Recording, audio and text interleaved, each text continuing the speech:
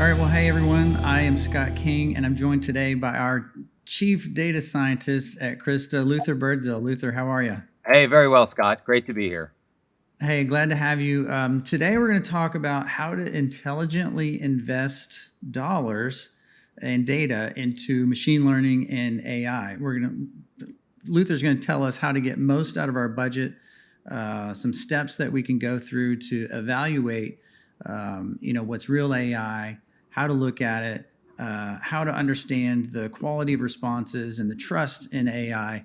Luther, can you give us a little bit, just a brief overview of maybe what everybody's going to learn today, and then we'll kind of get into kind of level setting what real AI is. Great. Thanks, Scott. So the general theme here are time-tested best practices from traditional software that are not being applied to AI to the detriment of the AI projects. The first theme, the underlying theme here is automation. A lot of folks create a lot of great software without having to automate a lot of the software development process. Now, some of us, who've actually built businesses around software automation are deeply familiar with the value that software automation can contribute. But again, historically, a lot of projects didn't need it. With AI, what we're seeing is that not only are the pieces of automation critical, but automating the entire process such that the learning can actually become automated is really critical for the economics. And we're going to unpack that here. So, broad theme is traditional best practices for software applied to AI. Specifically, this one is automation, as well as, and we're going to go follow the money. We're going to unpack the dollars around why the automation is valuable, and really take a look at that economic analysis, which kind of leads into another best practice, Scott. Historically, half of traditional software projects have failed by the highest standard of delivering on time and on budget, essentially delivering the value that rationalized the budget to start the project.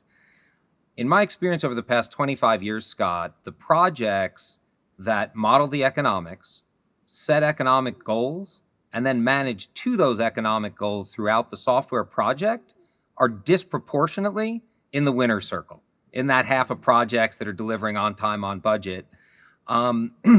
Very, very few AI projects have any real financial modeling behind them, and it's tricky. It's a new skill that I really consider to be part of executive financial literacy, but it requires more technical depth than a lot of corporate financial modeling has up to this point. So that's really what we're going to dig into and take a look. All right. Well, that makes sense because like everyone that listens here has delivered software and built software, and the software is never done, right? You're always working on it. Yep. But that scope creep, I think, is kind of what you're alluding to, and maybe even the agility, right? So if people say that, I do so many sprints and I'm agile. I think what we're going to learn today is like you need to redefine what agile is, right? Because with the automated learning happens much faster. So what are some of the different aspects of this? I know that we talked about real AI. What's not real AI? Sure. So Scott, the simplest way that I've been able to articulate this is there's really three classes of AI in the market today. The first is really rules-based, regular software. Humans write the code, it's manually updated. And the reality, Scott, there's nothing AI about this, except that most of the software that folks are calling AI is just regular old software. And it's important to note that that's not what we're focused on here. And it's important to be able to differentiate it. So fundamentally, if humans are writing the code and humans are updating the code, that's just regular software like we've always been doing. The next step kind of up that maturity curve is when we introduce machine learning into traditional software. So we have machines studying historical data, writing some of the code, but the system is overall still updated manually, and we call this naive AI. And by the way, when we look at why the average global returns on investment in AI is between 2 and 11%, the manual updates have a lot to do with that. So when we think about real AI, the technology that can truly transform markets at scale, machines are writing more of the code, not necessarily all of it, but they're writing more of it. But the big differentiator there is that we're automating the learning process. I want to be really clear here, Scott. This doesn't mean that there's no governance. This doesn't mean that the computers on day one are autonomously replacing what's currently in production with something that they think might be better.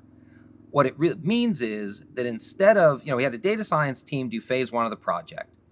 And instead of having to typically grow that data science team, which, say on average is at least $1 million a year of carrying cost, instead of having to grow that team just to maintain that first project and then staff another team to start the second project, you can see how that gets expensive really quickly. On the other hand, and by the way, if we're manually updating this stuff, that is the model. That is the status quo and has a lot to do with why there's so little return on investment in AI up to this point.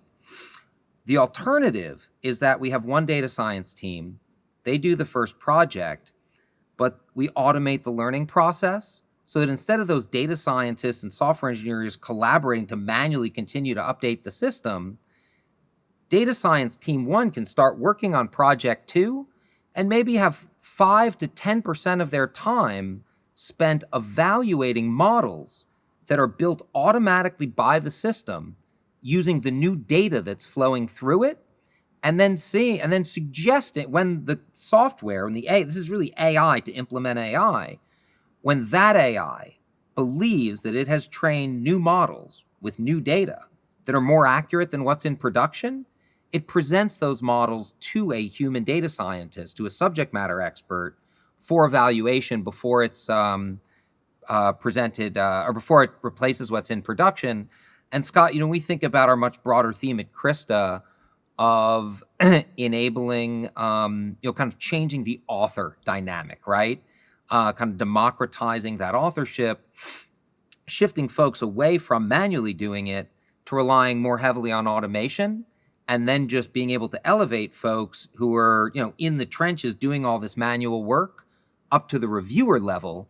We can all review a lot more than we can actually create in the same business day. So fundamentally, real AI automates learning. That's the big difference. That's where the real value is with AI. So you think about it, all the software automates human tasks. Most of it's expensive to create, but to consistently deliver high return on investment, you need to reduce the cost of ownership way below basically hiring and maintaining a data science team for every project that a company wants to do in-house. Again, because so few companies have businesses that support that kind of cost structure for this technology. Did that make Yeah, I would sense? imagine. Oh, go ahead. Excuse me. Yeah, I would imagine that's how people would get started, right? They would look at that first project and then understand the maintenance requirements if they didn't, automate the learning process like you were talking about. If they didn't do that and then they did hire or even sought to hire, right? Because I think the demand, the data scientist, role, like the demand is going to outpace the capacity to supply that demand. So those guys just aren't, and gals are not going to be available, right? And if they are, the cost increases. So you have to do it the other way. So let's get into some of the cost benefit, like how do we do this? Like what's the first step in kind of looking at delivering that value and working toward the automated learning process? Okay, so Scott, so the first thing that's really important is for organizations to discard the assumption that because they were successful with traditional software, that they can be successful with AI with the same resources and the same strategy. That's really where a lot of the problems start. So with that in mind, that AI is something different. If we want to be successful with AI, not only are we going to need to do some things differently than how we have with traditional software, but in an environment where so few companies globally are creating any real value with this, we also need to do something different from the status quo if we want to outperform the market. So So, let's yeah, go ahead. I want to. I hate double click, but I'm gonna say I want to Okay. double click on that. Hmm. So what makes if I'm a IT leader, one, just real quick, what makes me think I'm successful delivering software, and then what makes me think that, oh yeah, I can do this AI thing too. Like what are you really getting at? Sure. So, Scott, there's two answers to the what makes me think I'm successful at software. One of them is the same standard as AI, and I really think should be the same standard for all technology, and quite frankly, all investments that people make in a business. Did you make the business more valuable? That is fundamentally the reason to invest in a business, is to make it more valuable. So whether it's software, AI, or new trucks for the fleet, are we maximizing return on the capital that we had to invest to make the business more valuable? If the software achieved that, great, that's success. Not all organizations hold their software investing, their technology investing to that standard, at least not all the way through the organization. So, did the software work? Did the project get canceled before it took so long and they spent so much money that the people who were there delivering it to canceled it? Right, was kind of the other end of that spectrum. I think follow the money and really hold the strict economic standards on this is the way to measure success, because it normalizes that investment across any alternative. Um, some of the folks who that doesn't stop some folks though from kind of trying to, I don't know, toe the line toward lower standards, if you will, Scott. Which is basically like, did the thing work? Did they not fire me for participating in or managing the project? There's some really low bars for defining success out there. And this isn't unique to software. I mean, this is any internal Right. initiatives within companies.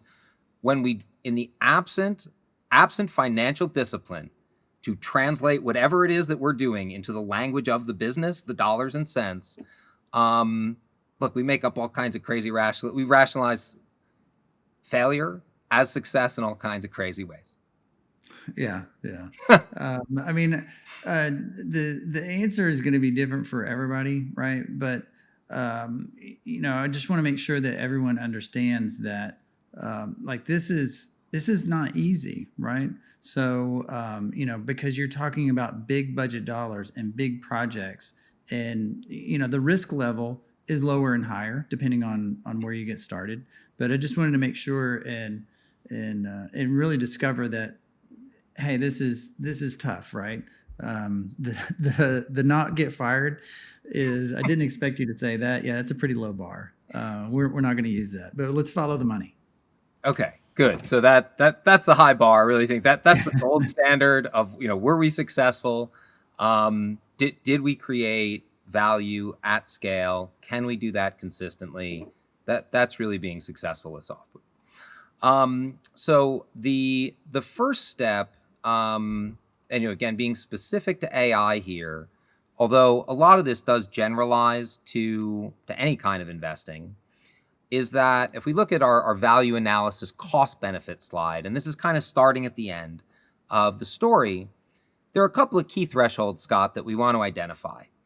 The first is, at what investment, at what cost, like how much money do we need to spend basically to break even on the technology, right? If we spend less than that and we go and use this AI, it's not going to be accurate enough, and it can actually destroy value. It can destroy a lot of value very quickly.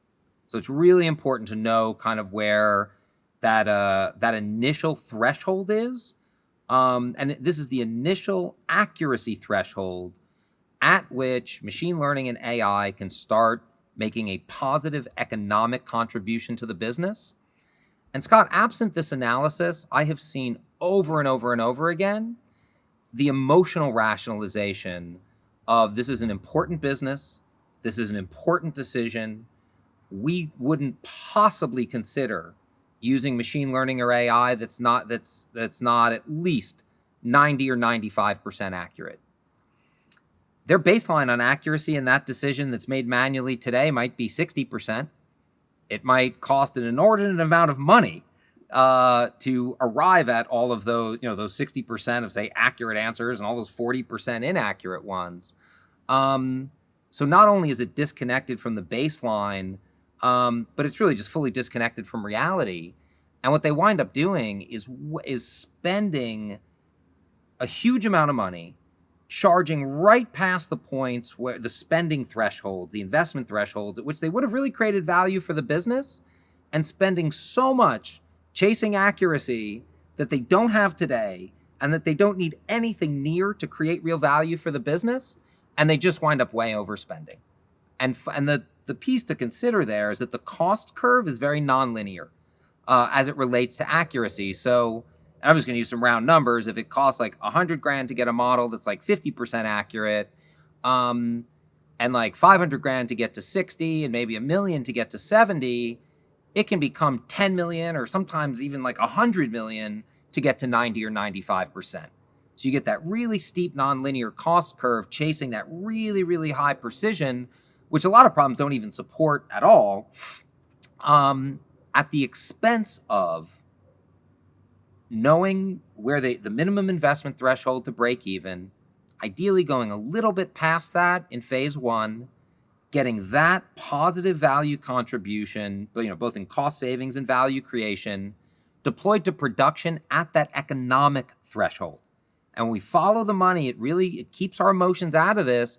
There's so many businesses that can benefit so much from machine learning that's relatively easy and relatively inexpensive to get started with, that can create a, not just single digit ROI, but actually have a small positive multiple. Once Yeah, I that's think in, that go is, ahead. yeah, that's an important point, right? Because, we've spoken on the podcast before about, how do you trust AI? And people want those high confidence levels, right? Because they want to trust it. But the people doing the job are, they're not 100% accurate, right? There's human error and everything, and they don't cost $10 million Right. like a machine learning model that would be 95% accurate or whatnot. So how do people, how do they judge where the under investment is and where the over investment is? Like how do you judge that?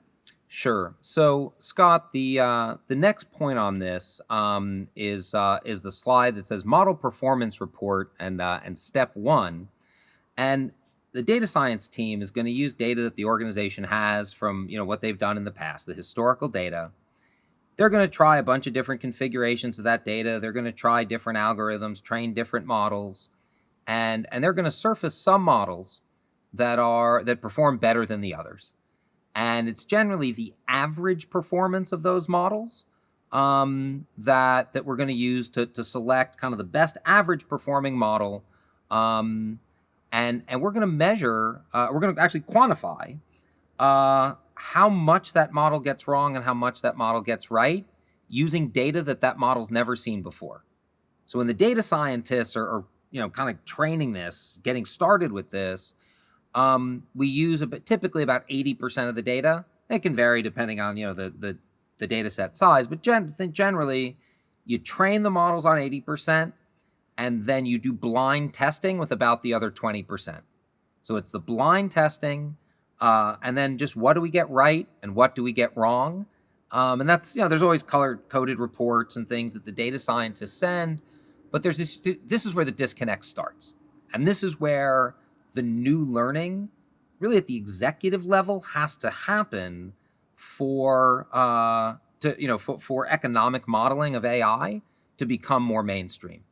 So this color coded report where we say like dark blue's good, white so-so, and red is bad. You can kind of get an intuitive feeling on, but it's this next step where the rubber really meets the road. So there's 3 steps at the technical level to translate the data scientist's report of what this model got wrong and what it got right, blind testing, and the actual economics of the business. So it starts with a baseline. Typically, if AI is involved, especially if we're involved with AI, we're automating something. So how much does it cost to do that manually today? In our example here, in step number 1, baselining the economics, how many people, how much are we paying them, how long does it take them to do the thing? is kind of the easiest way to think about this. So we've got a team of And 50, this could be any business process, right? any business Like, process. This works okay. for everything, onshore, offshore. You just, you adjust the team size and the hourly labor cost, and that's, an all-in cost with health insurance, payroll tax, and all that stuff. And then how long does it take? So in our example here, we have a team of 50. They're, kind of middle of, say like mid-career or so. They're not real senior. They're not real junior. Hourly labor cost of $100 an hour translates to a $200,000 all-in carrying cost. So, these are, $140,000, $150,000 a year salary employees roughly. And this action that we're automating here takes a human about 10 minutes. In other words, a person can do about 6 of these an hour, subtracting out break time and distractions and that other sort of thing. So just simple arithmetic. Cost per action is $16.67. So what we can claim, and the simplest thing is on the cost savings or cost avoidance side, is that for everything that the AI thinks is right and is actually right, if it thinks it's right, it's going to try to automate it. If it's actually right, we've successfully automated it. We can claim a cost savings of $16.67. But when the AI thinks that it's right and it actually gets it wrong, it costs more than it would have if the AI hadn't gotten involved at all. Because now a human's got to go kind of find the problem, fix the problem, and then do it manually like they would have if the AI had never been involved. That cost of incorrect predictions, it's the two columns that are kind of yellow. That 150% cost means if it costs us, $10 to do this right, when the AI is wrong, it actually costs 50. We're penalized $15. Okay, yeah. So in our example, the cost per action is I'll call it 16. So Yep. it's $24, right? Yeah, exactly. Yep. So it's we get credit for $16 if we're right, and we are penalized $24 every time we're wrong.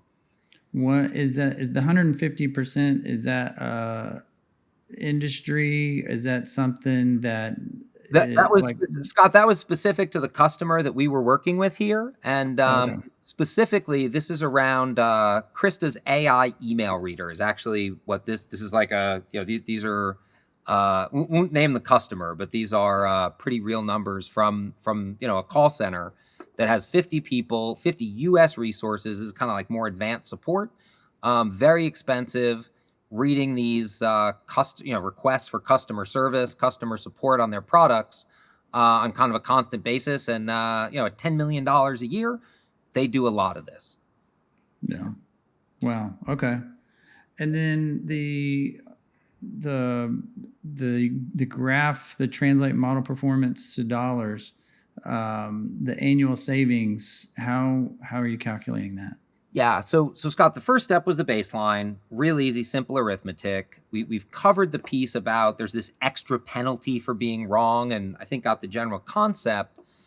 This is kind of where like the technical translation really happens, and it's taking at the different model accuracy thresholds.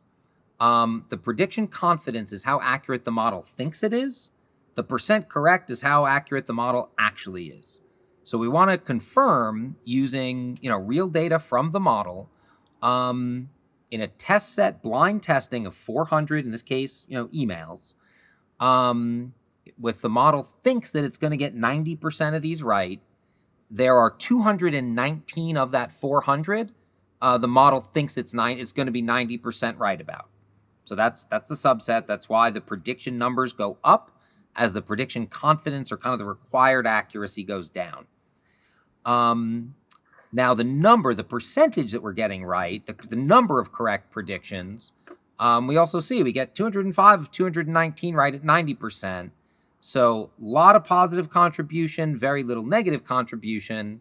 And that's why with a super accurate model, we could potentially, automate about 8.5 of the $10 million. But what's not in there yet, though, is how much does it cost us to get there? And that's a really big piece. That's my next question, right? So if I'm, you said this was kind of a customer service example, and if let's say I'm getting the 80% model confidence Hmm. as as the customer service leader. I'm going to be interested in one, starting a different project, or two, increasing the accuracy of my model. Right? I mean, basically, got a couple of different choices with my resources. Like, how do I choose which one to do? Like, or how do I know what the optimal level of confidence is?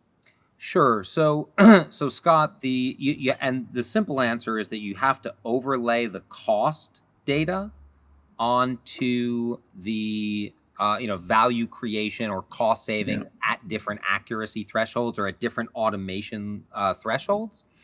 So, and again, like we said up front, this is not easy. Most people aren't doing this because it is complicated, but they're also doing that to their own detriment. So, Scott, we can identify here pretty quickly that if we automate half of this with this model, and get 172 of the 316 wrong, it's very obvious that we're going to destroy value. We're going to destroy value. We don't want to do that. At 60% confidence, 60% accuracy, we're getting enough of these right that we're creating about $1 million of value.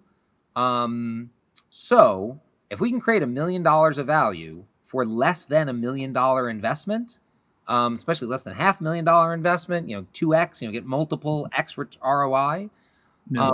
which is outperforming the market by 2 orders of magnitude, right? The market is getting single digit percent.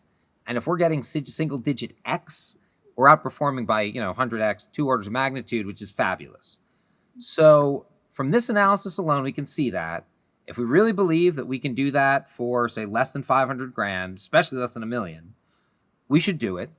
We should measure how much that costs. We should evaluate how we can do that even less expensively as we continue to deploy capital, getting more and more accurate, but with a very sharp focus on we're not going to wait until we're 90% accurate to go to production because we followed the money and the money said that somewhere between like 50 and 60% accuracy, we know we need to be over 50. We don't need to get all the way to 60 to create some to basically to outperform the market with AI by like 100x. And that's the piece that's getting missed in the absence of this analysis. We start the project, we refine the cost, we optimize the costs, and really get an accurate picture, an accurate guidance on how much it's going to cost to move from 60 to 70 to 80 to 90. Eventually, we want to get there. But if we spend a lot of money trying to brute force it, we're going to do that, not only spend a lot more money than we need to, it's probably going to take longer, and we're going to do that at the expense of being able to work on other initiatives, which could also be creating $1 million a year at the 60, 70 kind of initial thresholds. And if you think about it, if we invest in addition to parallelizing the value in total, creating a lot more value faster in a system that is automating the learning process, these models are going to get from 60 to 70 to 80 with very little human intervention, as long as our users are actively using it. So the more the system get used, the more data flows through, the more the internal AI is going to be training new models, is going to find models that test more accurately than the models that are in production, surface those to a human for analysis, who's going to evaluate not only that model performance, but also the cost benefit. And that's where the the deep focus on the numbers, both before the project starts as well as all the way through the project on an ongoing basis, are producing much, much better results and have for decades, right? I mean, this is just as true of traditional software that did this as it is of AI. A lot more people got away without doing it with regular software. Virtually nobody's getting away. There are very, very few exceptions, Scott, of people who are really creating meaningful value at scale on a consistent basis with AI, who are not doing this kind of deep economic analysis and really watching the spending thresholds and balancing kind of going deep into certain use cases versus going broader across others. You got to break it down this way to be able Yeah. to maximize value for the organization. All right. Well, we talked a lot about value in the economics, and I mean that is a good place to to kind of level set everybody's. And I'm kind of curious because we have customers that don't. I mean, it's kind of a trick question, so sorry about this. But like, how important is it for organizations to have like machine learning experts to do this stuff? Because because we have customers that don't have any machine learning people, right? They're just using the software to do it. So quickly on that, and then I got a wrap up question for you. Okay. So, Scott, I'll address this as quickly as I can. I've got to break down the market a little bit to answer this, though. Sorry. Because it really depends whether it's a big company, a medium-sized company, or a small one. So, of the 2,000 global 2,000 companies, they should not only have virtually every one of those companies, and Fortune 500 threshold in the U.S. is about 4.5 billion. I think globally in the 2000, it's somewhere in that 4 to 5 billion range. Companies of that size should have C-suite leadership that is either reporting directly to the CEO or CEO minus one, reporting into a CIO or CISO or CTO or someone like that. But absolutely senior executive AI leadership that is responsible for the return on investment in AI technology. Then some management level folks who have the experience, who have done this successfully and can mentor teams. And then probably especially the bigger you get into that class, the large company class, the more teams that they will want to be able to parallelize efforts. And those teams need to be coordinated with software engineers who have successfully deployed AI and ML. We were successful with software, therefore we will be successful with AI the same way is a very flawed and very regularly failed thesis. That they say that the dumb repeat mistakes, the smart learn from them, the wise learn from others. There's a wisdom opportunity here for people who have not yet wasted a lot of money trying to build AI the same way they build software. Then there's the middle market, Scott. And a lot changes here. And this is the part of the market I'm most excited about, and where I think, with my personal professional mission to help teams succeed with AI, help humanity succeed with AI, I think we'd have the biggest impact in the middle market. And I'll come back to that. There's like roughly for 2,000 global companies, the biggest ones, there's about 200 to 250,000 companies in the United States alone that have revenue between $1 million and $1 billion. That's generally referred to as the middle market. There's a lot of different definitions, but that's generally it. And then there's like this huge number. It's like 33 million or something, again, in the US alone, of small businesses that employ in the United States that employ like half of America. So that's where my biggest concern is. I don't think that like the dry cleaner or like the ice cream parlor really needs AI in the near term to continue to stay in business and employ, basically a few of their neighbors, a few of the people in the community. If I'm wrong about that, like life as we know it in the United States fundamentally changes. Like there is a major socioeconomic change if small businesses can't stay in business and like half of the American workforce winds up having to go do something else. They're all swallowed by Amazon, right?